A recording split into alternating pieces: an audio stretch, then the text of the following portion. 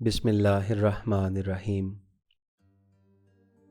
مرشد سرکار سید تنویر سبطین نقوی قلندری رحمۃ اللہ علیہ نے ساری زندگی صرف مسلمانوں کو ہی نہیں بلکہ پوری انسانیت کو ایک پلیٹ فارم پر جمع کرنے کی حسب استطاعت کوشش کی۔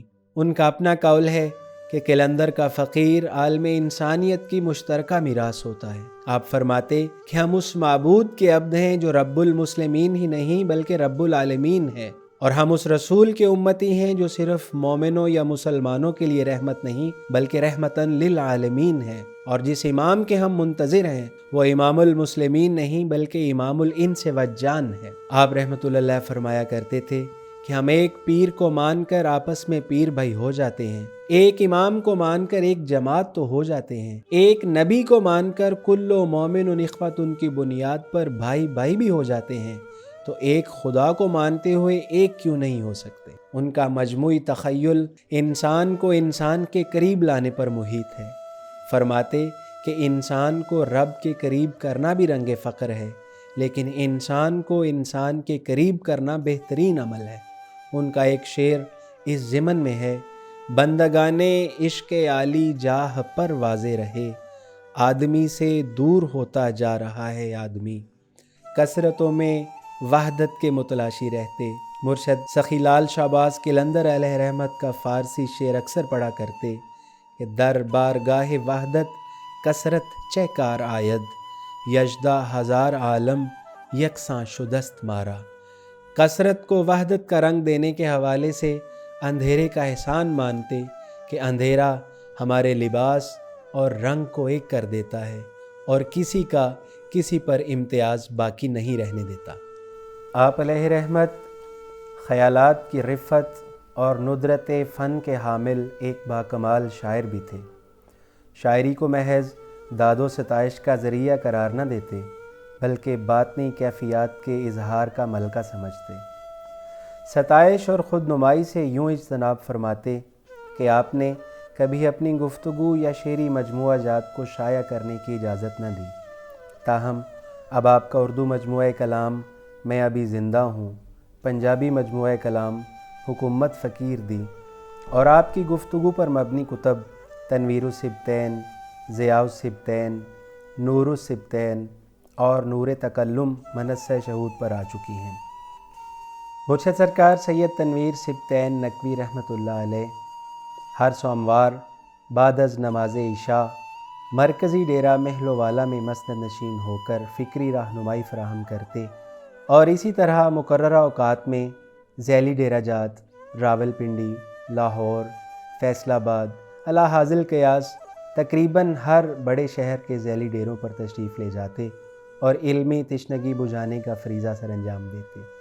گفتگو کی اساس صرف اور صرف قرآن کریم ہوتا اور ایک ایک لفظ کے معنی سمجھانے میں متعدد آیات کا سہارا لیتے۔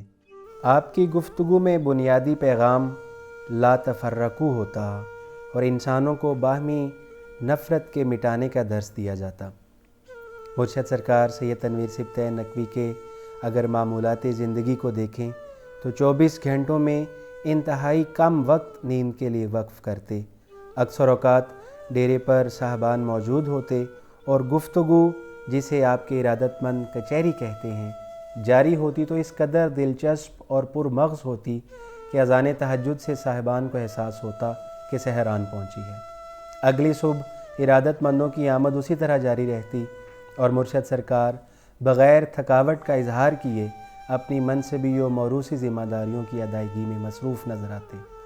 خوراک کا یہ عالم تھا کہ 8 پہر میں ایک وقت کھانا تناول فرماتے، وہ بھی سیر ہو کر نہیں، محسوس ہوتا کہ شاید صرف قوت لا یموت حاصل کرنا مقصود ہے۔ ان معمولات میں چاروں بیٹوں چاروں بیٹیوں کو ہر موقع پر رہنمائی فراہم کرنا اور نواس نواسیوں پوتے پوتیوں سے شفقت بھی شامل تھا۔ اہل علاقہ انتہائی پیچیدہ معاملات میں پنچایت ڈیرے بٹھاتے اور مرشد سرکار سید تنویر سبطین نقوی اپنی کمال معاملہ فہمی کے طفیل مشکل ترین فیصلوں کو بآسانی پائے تکمیل تک پہنچاتے نظر آتے۔ القصہ شب و روز انہی مصروفیات میں بڑی تیزی سے گزرے اور انہی معمولات کے دوران آپ عارضۂ قلب میں مبتلا ہوئے اور پھر 2005 عیسوی میں دل کے آپریشن سے بھی گزرنا پڑا۔ تاہم یہ عارضہ مرشد سرکار سید تنویر سبطین نقوی اور الفاظ کے رشتے کو کچھ زیادہ متاثر نہ کر سکا اور فرائض تھوڑی سی تبدیلی کے ساتھ حسب معمول جاری رہے۔ 14 جون 2007 عیسوی کو محسنہ مسند فاضلی آل نقی قلندری آپ کی شریکہ حیات بھی مستقل ہجر میں مبتلا کر گئیں۔ مرشد سرکار کی گفتگو میں اب ہجر کا تاثر اور واپسی کا ذکر پہلے کی نسبت زیادہ ہونے لگا۔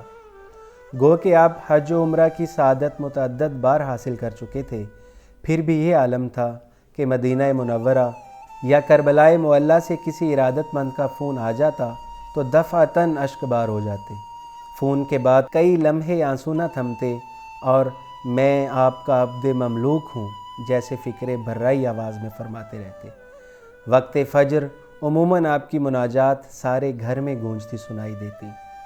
2010 عیسوی میں طبیعت کی ناسازی کے باعث معالجے کی خاطر ہسپتال لے جایا گیا تو آپ کو پھپھڑوں کا کینسر تشخیص کیا گیا۔ ضعف مسلسل بڑھتا گیا۔ مرض کی شدت میں بھی لفظ محبت، مسند رشد کے فرائض اور مناجاتی کیفیت پہم شریک حال رہی اور بالآخر مرشد سرکار 61 سال 1 ماہ اور 7 دن کے طویل ہجر کے بعد 14 دسمبر 2010 عیسوی بروز منگل بمطابق 7 محرم الحرام 1434 ہجری کو ان ذوات مقدسہ کے حضور اپنی مناجات فجر کے وقت حاضر ہوئے جن کے متعلق آپ فرمایا کرتے تھے کہ وہ مجھے ان لوگوں سے عزیز ہیں جن کو میں چھوڑ کر جا رہا ہوں۔ ہزاروں پیار کرنے والوں میں شمع محفل کی طرح رہے جو سب کی رفیق بھی ہوتی ہے اور سب سے جدا بھی۔ وہ شمع خود تو جل گئی لیکن نہ ختم ہونے والی روشنی کے اسباب ضرور مہیا کر گئی۔ مرشد سرکار سید تنویر سبطین نقوی علی اللہ مقامہ گو اپنی حیات مبارکہ میں ہی اپنے چاروں صاحبزادگان مخدوم سید انصر سبطین نقوی قلندری، مخدوم زادہ سید علی شہباز نقوی قلندری، مخدوم زادہ سید بریر عباس نقوی قلندری اور مخدوم زادہ سید نقی مہدی نقوی قلندری کو استناد طریقت عطا فرما کر گئے۔